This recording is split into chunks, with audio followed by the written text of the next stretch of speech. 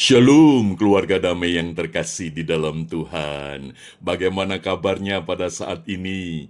Puji Tuhan, kita percaya bahwa hidup kita, bagaimanapun keadaannya, Tuhan tetap memelihara di dalam kasih setianya. Puji Tuhan, kita berjumpa kembali di dalam Renungan Samas, Rabu 7 Mei 2025.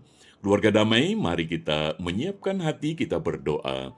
Bapa Surgawi, kami mengucap syukur untuk kasih setiamu yang terus menopang hidup kami. Dan terlebih lagi pada saat ini kami hendak merenungkan firman-Mu. Kiranya Roh Kudus memberkati setiap kami. Di dalam nama Tuhan Yesus kami berdoa. Amin. Tema yang akan kita renungkan, Pastoral Counseling. Firman Tuhan terambil di dalam 1 Petrus pasal yang kelima, ayatnya yang kedua, demikian firman Tuhan. Gembalakanlah kawanan domba Allah yang ada padamu, jangan dengan paksa, tetapi dengan sukarela, sesuai dengan kehendak Allah, dan jangan karena mau mencari keuntungan, tetapi dengan pengabdian diri. Demikian firman Tuhan. Dalam bukunya Pastoral Counseling, Pendeta Dr. Yakub Susabda memberikan penjelasan tentang pastoral counseling. Pastoral counseling adalah hubungan timbal balik, dan hubungan ini terjalin antara hamba Tuhan, dalam hal ini bisa pendeta, penginjil, dan sebagainya, dengan konselor, dengan konseli, yaitu jemaatnya, sebagai jemaat yang datang untuk meminta bimbingan. Sehingga dalam pastoral counseling dibutuhkan satu percakapan yang kondusif, yaitu suasana yang terbuka, yang aman, yang nyaman, yang di dalamnya ada saling percaya, ada trust.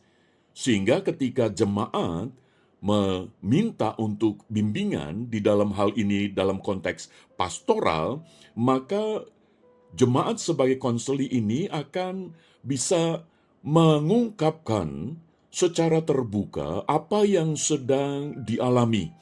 Karena hamba Tuhan sebagai konselor itu akan sangat terbantu dengan adanya keterbukaan dari jemaat ini. Sehingga dari situlah peran daripada pastoral counseling akan menolong konseli ini, yaitu jemaat yang sedang mengalami pergumulan, untuk bisa mengenali sebenarnya masalah yang dihadapi itu masalahnya apa sih? Dan kira-kira dengan kondisi masalah itu, bagaimana kondisi secara psikologis dari jemaat ini? Jadi ada satu kesadaran diri, saya ini sedang mengalami keadaan yang bagaimana? Sebab kesadaran daripada konseli, yaitu jemaat, itu dibutuhkan supaya semakin memahami bukan tentang apa yang terjadi di luar, tetapi di dalam diri daripada jemaat itu sendiri. Maka ketika peran daripada pastoral counseling sebagai konselor hamba Tuhan itu akan bisa membimbing dan menuntun jemaat yang adalah konseli ini untuk bisa melihat dan menemukan perspektif bukan hanya psikologis semata-mata, tetapi juga teologis, di mana konseli ini, yaitu jemaat ini, bisa mampu menemukan pergumulan-pergumulan yang sedang dihadapi ini di dalam perspektif rancangan-rancangan daripada Tuhan. Nah, maka dari penjelasan ini, peran daripada pastoral counseling itu menjadi sangat penting di dalam pelayanan gereja. Sebab betapa banyaknya jemaat-jemaat yang mengalami pergumulan-pergumulan. Dan maka itu gereja perlu menyentuh pergumulan-pergumulan itu melalui pelayanan pastoral counseling.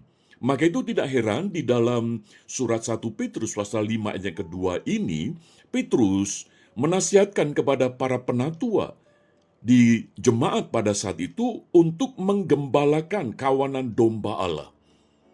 Jadi pastoral konseling ini merupakan bagian yang integral dengan gembalakanlah kawanan domba. Jadi pastoral konseling menjadi ujung tombak di dalam pelayanan menggembalakan domba-domba Allah. Maka itu betapa pentingnya juga gereja memperhatikan setiap hamba-hamba Tuhan untuk diperlengkapi di dalam pelayanan pastoral konseling ini. Supaya pada akhirnya jemaat-jemaat dapat mengalami satu pertumbuhan bukan hanya mental semata-mata tetapi juga pertumbuhan spiritual. Iman pengenalan akan Tuhan itu semakin dewasa. Sehingga dari situlah ketika satu waktu nanti jemaat sebagai konseli itu ketika menghadapi pergumulan itu tidak tergantung terus kepada pendeta, hamba Tuhan, tetapi bisa menghadapi dengan pertolongan daripada Tuhan. Itulah pentingnya pelayanan pastoral konseling. Mari kita berdoa. Bapa Surgawi, kami mengucap syukur sebab Engkaulah penasihat kami yang ajaib, the wonderful counselor, yaitu Yesus Kristus. Di dalam kasih Roh Kudus, kami dimampukan untuk menghadapi berbagai macam pergumulan dalam hidup ini melalui pelayanan konseling, pastoral konseling, yaitu lewat hamba-hamba Tuhan. Terima kasih Bapa, di dalam nama Tuhan Yesus kami berdoa. Amin.